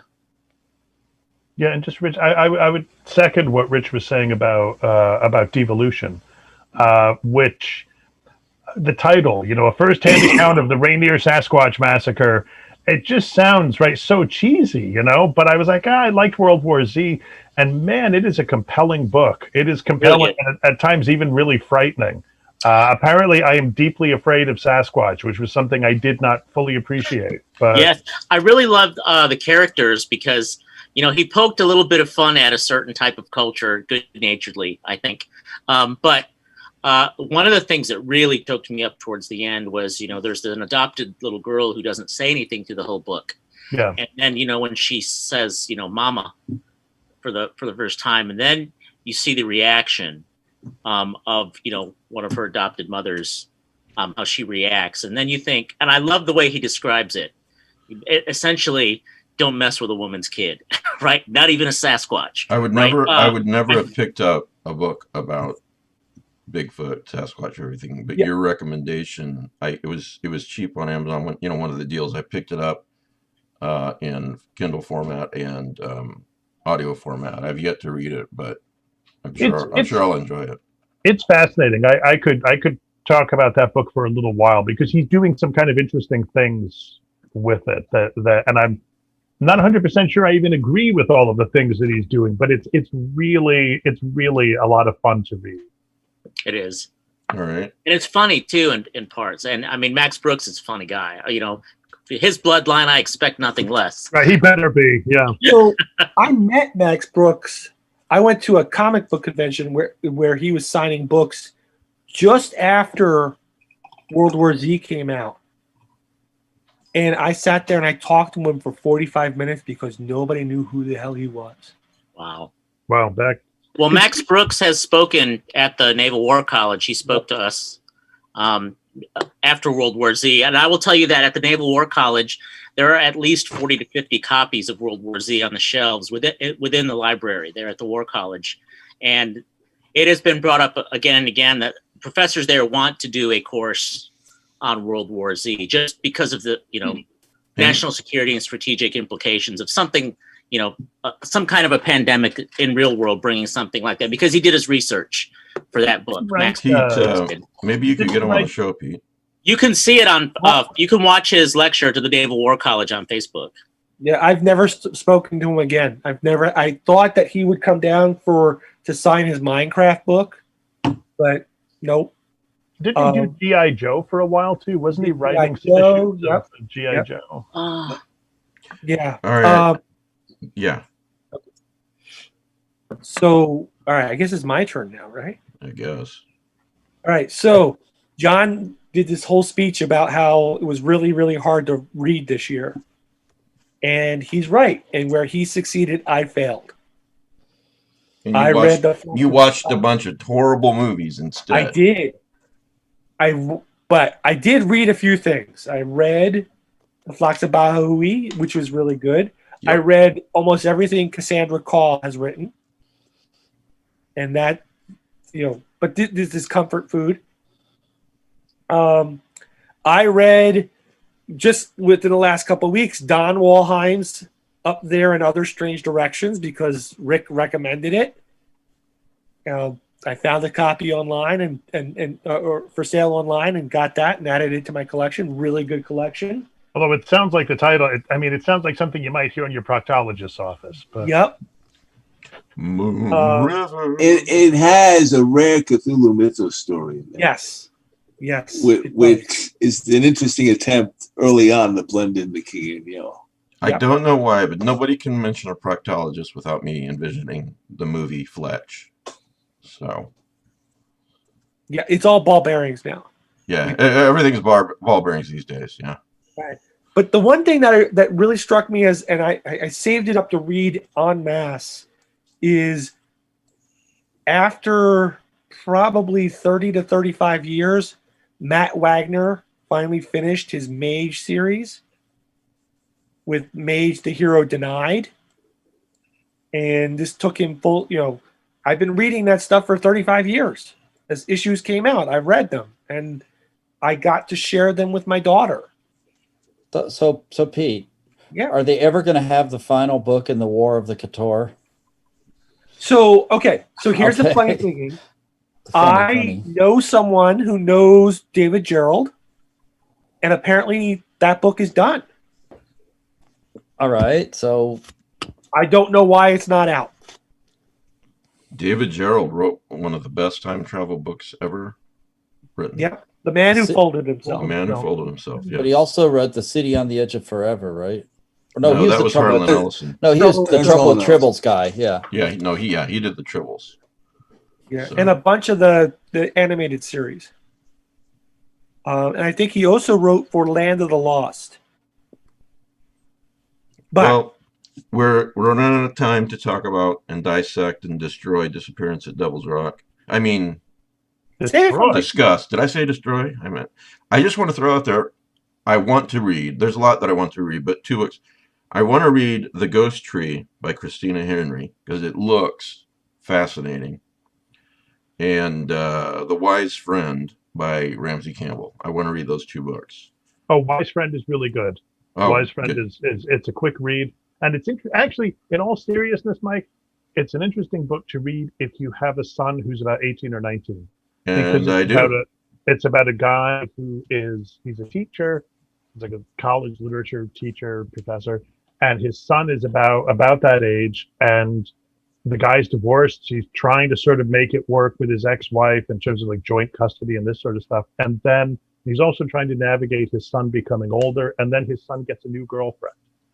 And oh man, you're describing my life other than the divorce parts.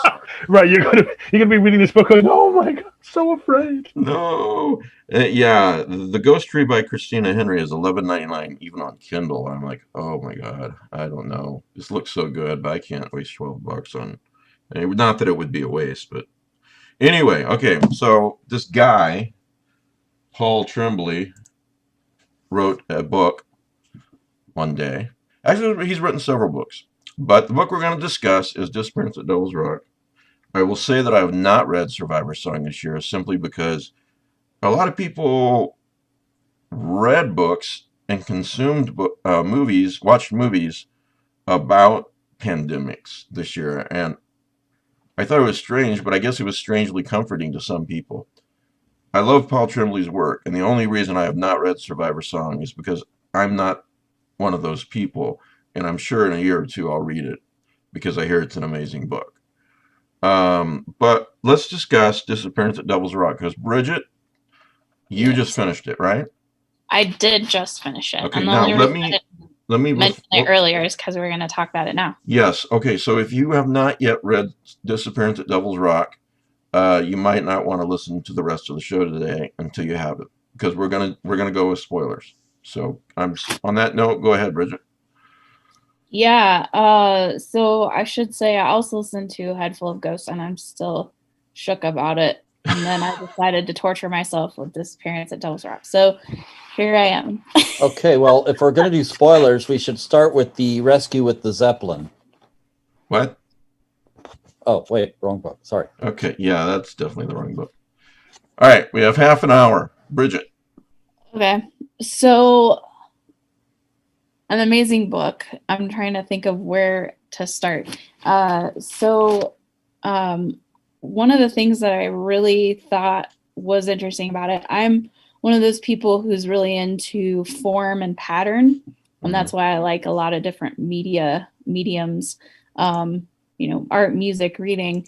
And so what I thought was really interesting right off the bat is that it really centers around the mom, Elizabeth, and it starts and ends with Elizabeth and how she reacts to things and how she finds out about things. I also thought it was really interesting that the titles of the chapters were really the beats for the chapter. Yes. It was like when he was writing it, he was thinking, okay, what are the main points I want to write in this chapter? That is so different and wonderful. Yeah. Yes. And it really just kind of puts you in, I don't know, just, oh, okay, well, that's what's going to happen based on those little beats in the title. That was really interesting. I can totally see why you've made the correlation before between this book and like Mungo, with the other child that didn't disappear, kind of doing haunting things to make the parents think that the person's ghost was doing we're things. in spoiler territory all across the board, Lake Mungo and anything. So so that was I can see where you had that correlation. And then of course the doppelganger definitely resonates with Lake Mungo too, how he saw his dead self, or even his mom saw his dead self before he. The very start of Lake Mungo is so wonderful, and I'm trying to think of the exact quote, but it's Alice, the girl who drowns, and she says something like, "I feel like something bad is going to happen to me. Actually, I feel like something bad has happened, but it hasn't reached me yet." Now, that's just damn good writing right there. And they talk about, Paul brings it up even in the book about doppelgangers and how people would see their doppelganger before they died. Yeah, that's an old myth that if you see your doppelganger, which I have, there's a guy by the name of Danny on Facebook who basically we could be twins. So no, if anything happens to me, you know who to blame. Also, it's okay because Rich can take over with his ascot. That's true. That's very true. Yeah. True. I'm expendable. I agree. I'm fine with that. So okay, I'm sorry. Go on, Bridget. I loved how the story kind of unfolded with Tommy's journal pages too. Oh yeah. And how, the daughter was thinking, okay, well, if I just kind of, drop these journal pages and make my mom think that Tommy's ghost dropped them or whatever, that, she'll kind of think he's still there. But then the way he reads the journal pages, as you as the reader are finding out more backstory about things. Okay, can I stop right there and ask you, because it's been a couple years. I've read it twice, but it's been a couple years since I've read it, and I do remember those journal pages, but I don't remember that the sister put them in there. I thought they just kind of appeared. The last set did appear. Okay.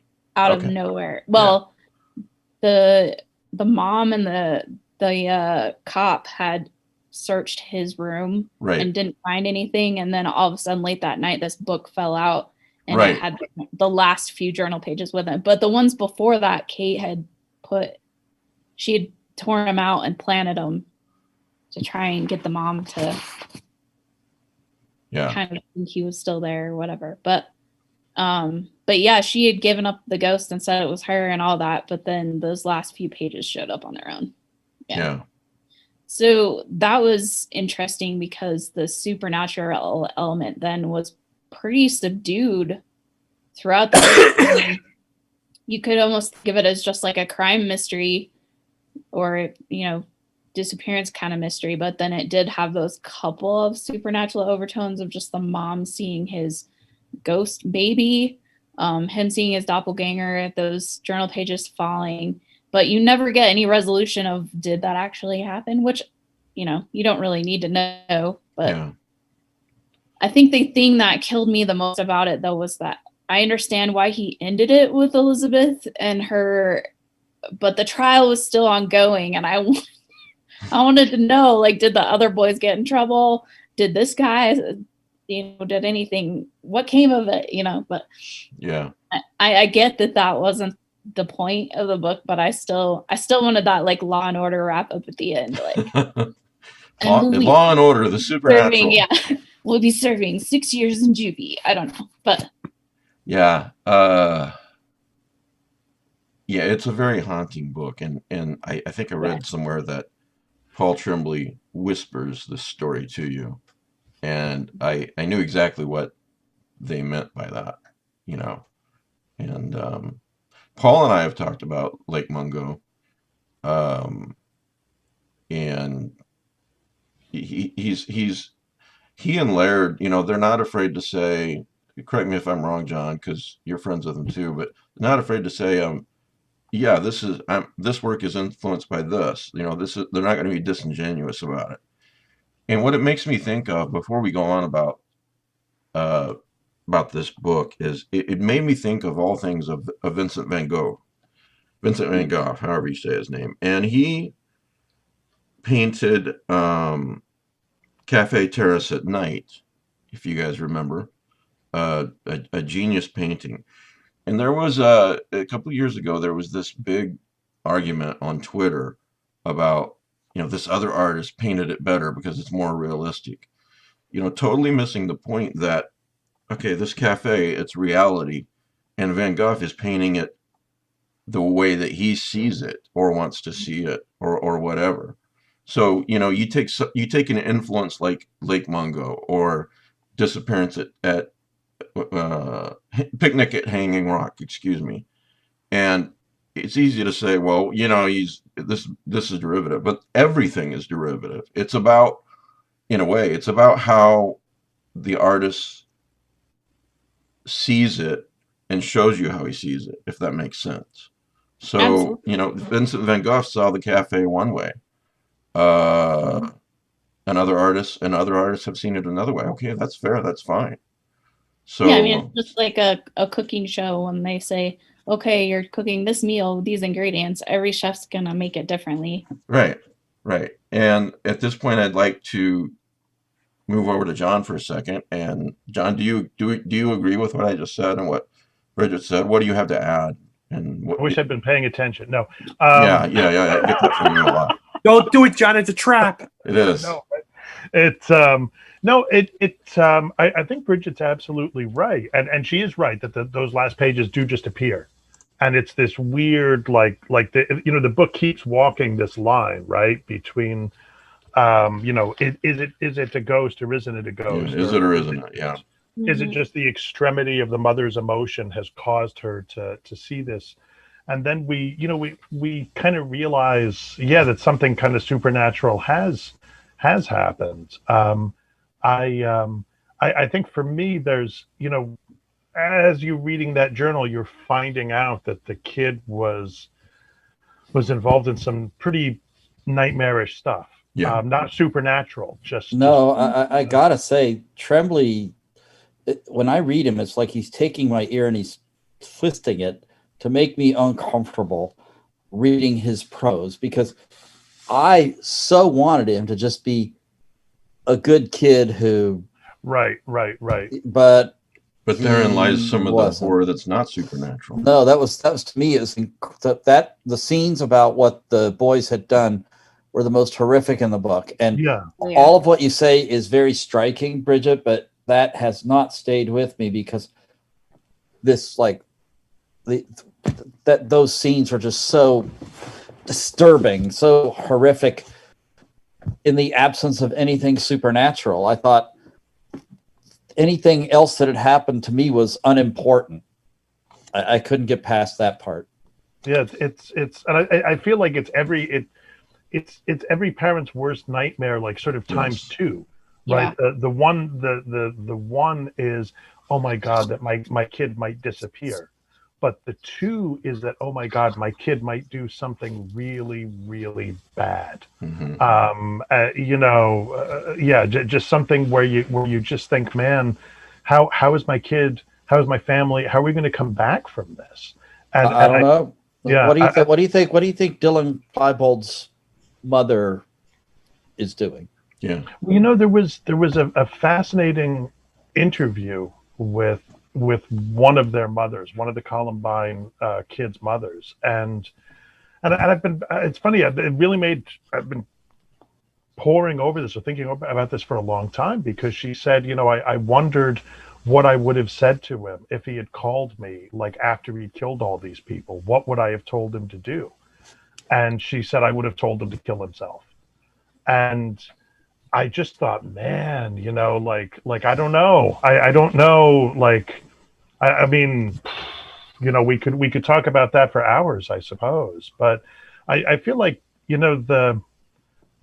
maybe part of what makes this book and Tremblay's other stuff work, I think. And by the way, Survivor's Song, there's a bit of Survivor's Song that is a sequel to Disappearance at Devil's Rock. I've heard that, and I'm looking without wanting to spoil anything. There is. I guess one reason this book resonated so well, but so terribly with me is my sons are they're like 8 or 10 years older than the kids in this book. But my sons, when they were in high school, had this guy who was a friend. They would occasionally go over to his house. I wouldn't say he was a great friend, but they knew him. And later, when they had gone off to college, he was involved in a plot to kill some other guy's parents. He's now in prison for life. It's like, and I think this kid had a terrible upbringing. That's not an excuse, but I think like mine haven't done that.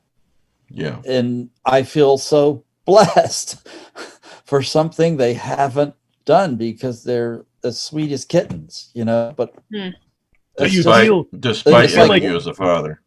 Right. No, it's not me. It's their personal nature, which I don't know how much I had to do with that. You know what I mean? Feel right that don't you feel that like they came close to something really dangerous? Well, it's like if a goose walks across your grave, the old phrase when you just it's like that's kind of how I felt when I learned it. I just I've been through seriously so much in my life that there's a point where like you've been through so much that you're not afraid of much, if that makes sense. But there are things I'm afraid of still, and it's what you mentioned, John, what you mentioned, Matt. Your kid going missing, someone influencing your kid in a negative way, and so on. Those are things that I'm very afraid of. Johnny Gosh disappeared about a mile from me. He was the same age. No one's found him in 40 years. That really resonated with me at the time. Was that the Paperboy in the early 80s? Yeah, in Des Moines, Des Moines, Iowa. He actually lived in a suburb called West Des Moines, but that's just semantics. I do wonder if part of what makes Tremblay such an effective writer, I was thinking about this the other day because, of course, I hate and envy him for his success. Oh, of course, yeah.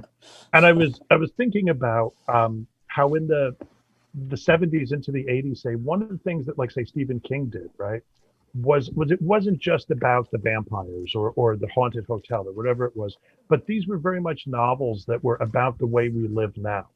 And they were about the way that people who were middle class, lower middle class, whatever, like sort of saw themselves. And I think that there's a way in which Tremblay's books they really tap into that. So yes, there's exorcisms, there's ghosts, there's this, there's that, but when all is said and done, they're very much about what it's like to be living the life we're living at this particular moment. And yeah, Disappearance, which I think is an underrated. I think it's the most underrated of his novels.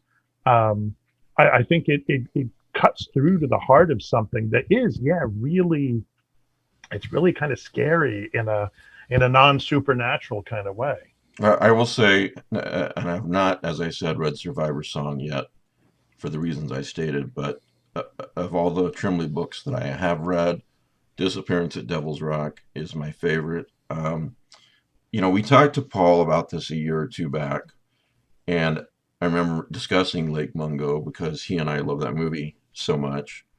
And then I got to thinking today, I didn't remember if I asked him this, but Disappearance at Devil's Rock, and then I think of Picnic at Hanging Rock. So Lake Mungo was an influence. Was Picnic at Hanging Rock an influence? I emailed him this morning, and he said, yeah, Mungo. Here's his email. Yes, Mungo, Hanging Rock, and another Aussie film called Snowtown Murders, which I have not watched. I'll have to check that out.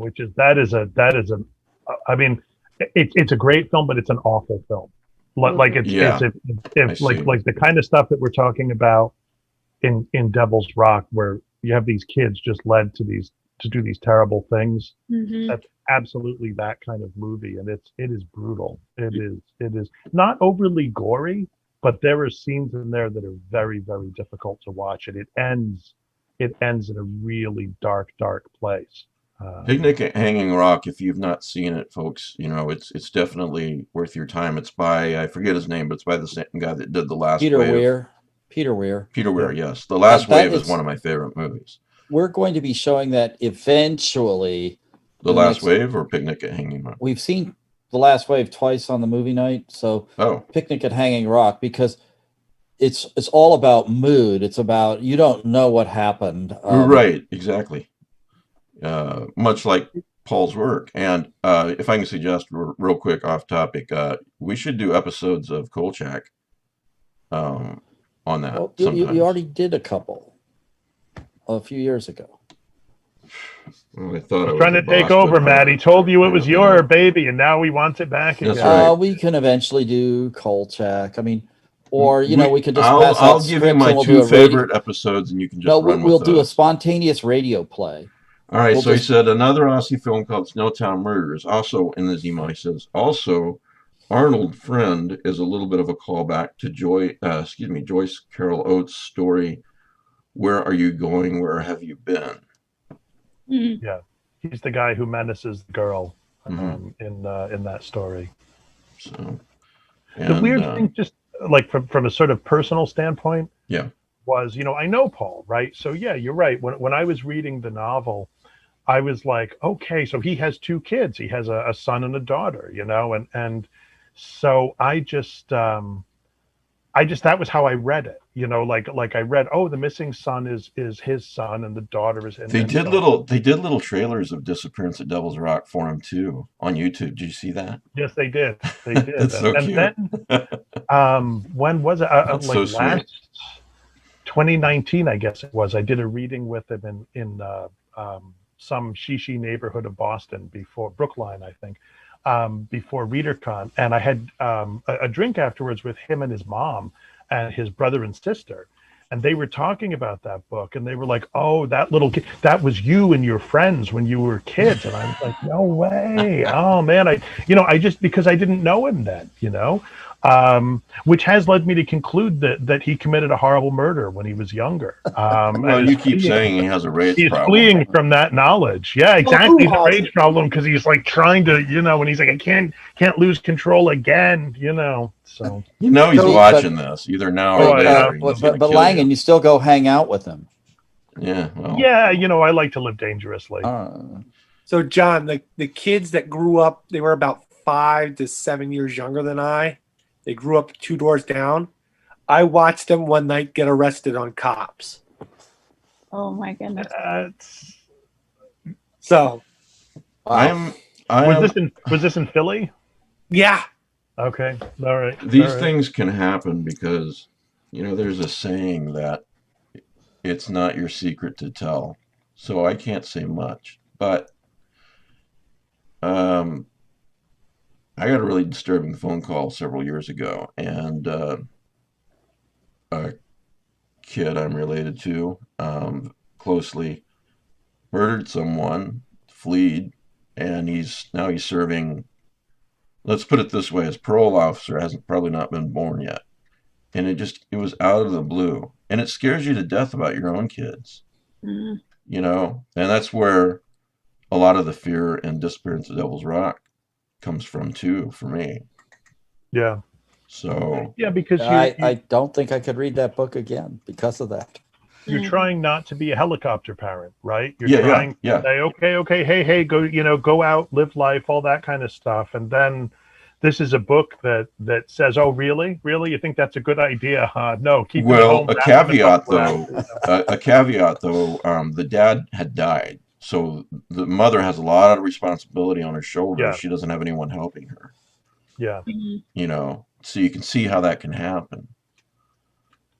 Yeah, but I can see, like, even with Head Full of Ghosts as well as Disappearance, just how he writes about that, the manipulation of, like, in Head Full of Ghosts, it's the manipulation of the older sister to the younger sister, and in Disappearance, of course, Arnold manipulating the kids, and just how much are those other kids accountable because they were influenced and manipulated by the older kids? Yeah, because they're like only about 14, if I remember correctly. Okay, well, this also makes me think of that line out of the 4th episode of Chernobyl, where the Russian soldier is describing his first time he killed somebody, and he said something like, well, I thought to myself, that's it, Bachu.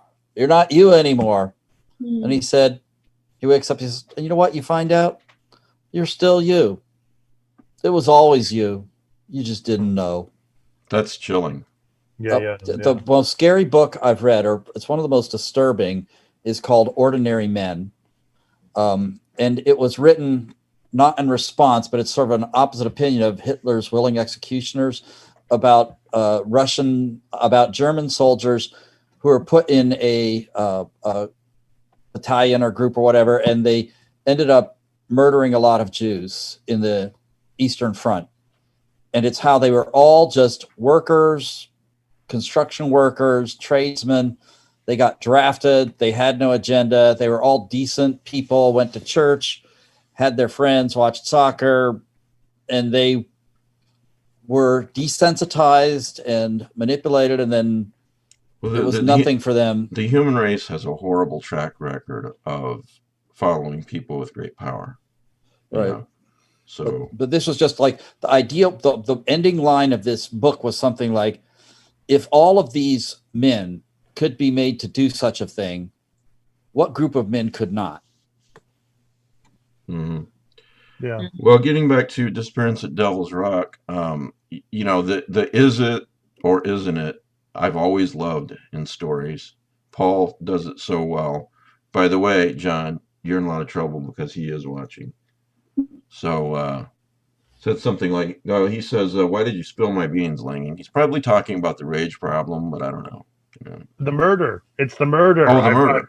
Right. Yeah. I mean, yeah. Oh my God. There's no statute of limitations on that? I don't think so. It was nice knowing you, John. Well, Yeah, I think Paul. I don't know. Does Paul own a backhoe? He might. I think Paul will be taking my place. He's trying to knock me off so he can take my place on the eZine. Yeah, that could be. Yeah. I'd be heckled weekly. He's like screw writing on Sundays. I'm gonna go waste 2 hours and talk to these yahoos. He's like, look at that man's hair. I've got to be closer to him, even if it's only digitally. Oh my God. Well, if we find your body on an island with pennies in your eyes, we'll know who did it. Wow, that was dark. Okay. And astonishingly specific. I know, Bridget's like, I've got plans for all. You know, so it seemed like Batman has plans to. We Batman thought she was take so down nice. The Justice League, you know. She Bridget even has bought an plans to eZine take down all of T-shirt. it. Next Right. thing you know, we were all dead, and she was the only one on the show every week. She's like, "Hi, everybody! It's Bridget. Time with Bridget." Well, Paul will get the reference if y'all didn't.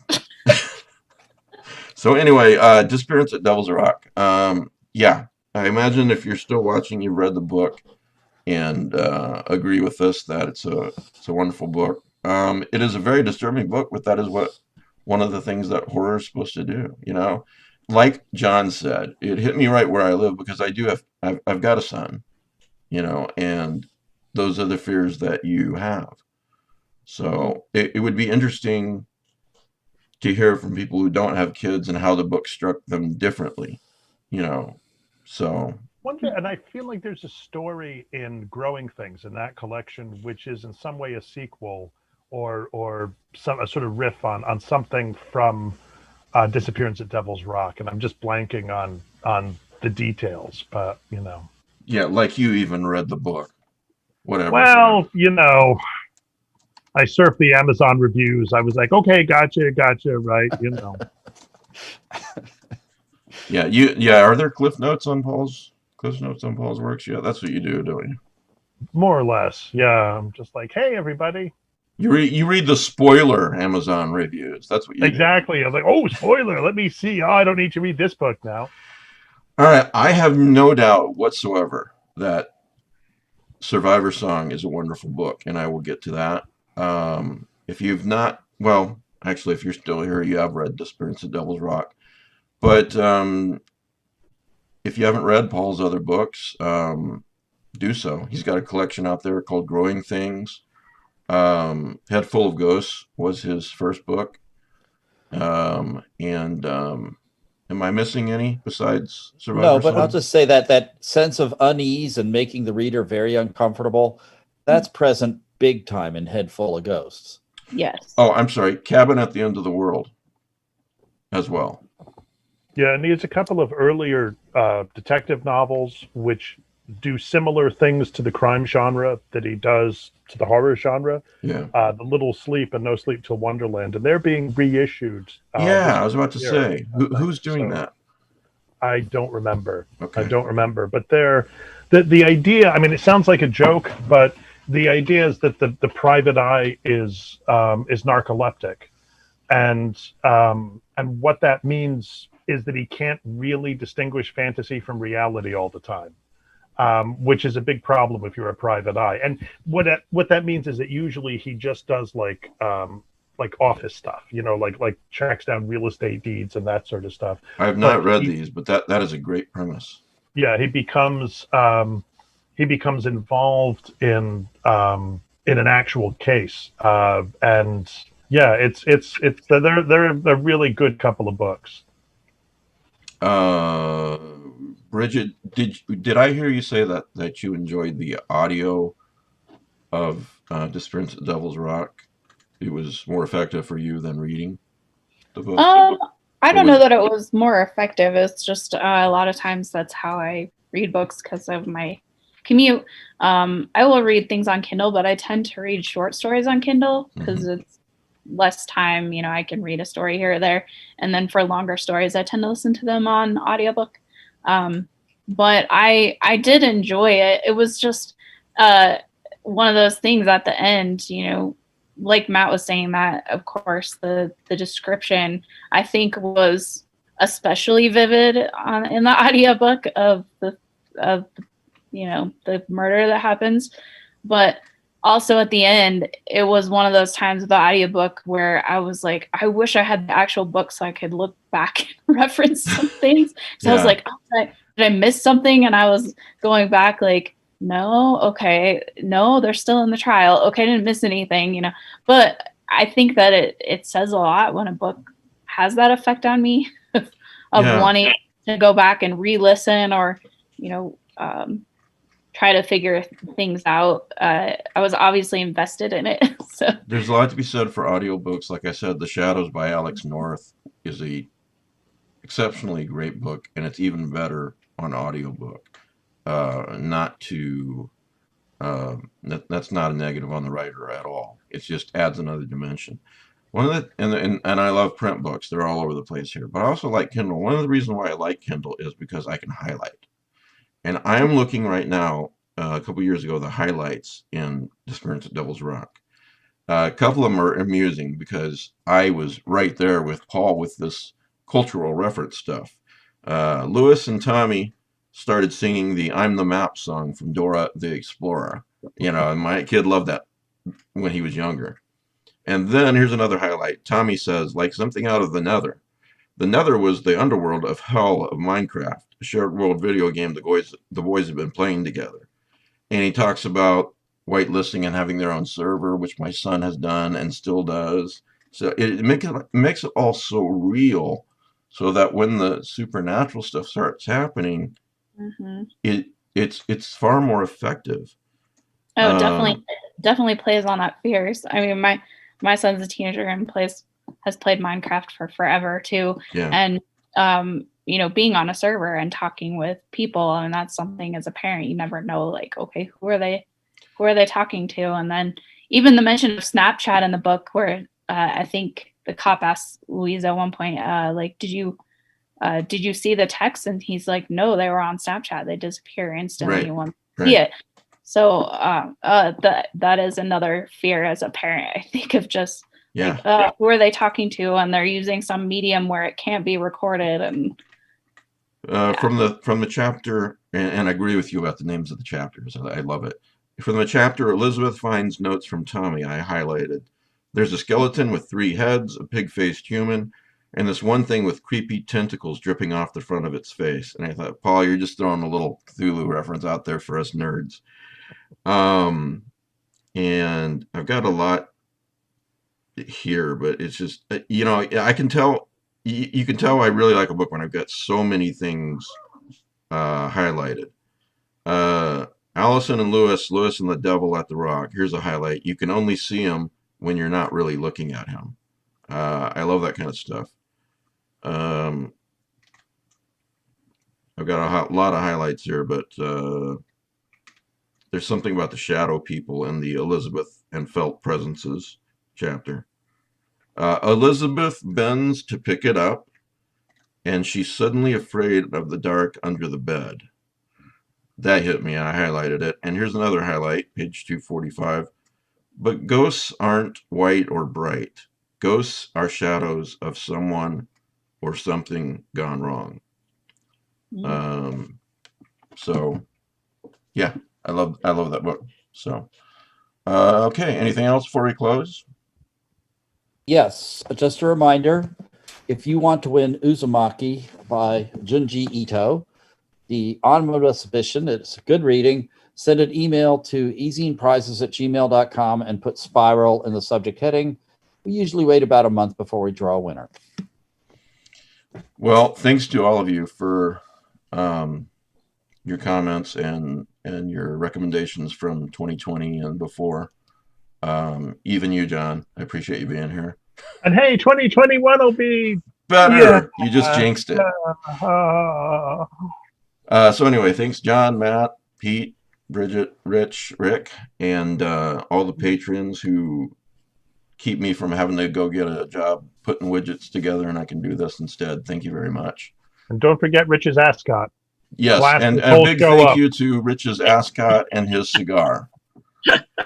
And his painting of the Mandalorian in the background. Yeah, at least send out a memo next time, Rich, that we're supposed to dress fancy before. Those were ascots. Yeah, I'm wearing pajamas and a t-shirt, and I'm like, oh my god, I'm out of place. I feel like I'd strangle myself if I tried to wear an ascot. I don't think that'd ending well. Do the rest of you have fezzes yet? I do, but I need to get that hanging down thing, whatever it is. I have a fez. So yeah, so just pick up a fez, John. You'll be fine. Yeah. Okay. All right. I'll wear the t-shirt with the tuxedo on it. You'll fit right in. And thank you, Paul, for writing books. I love it. So, and we'll see you guys next week.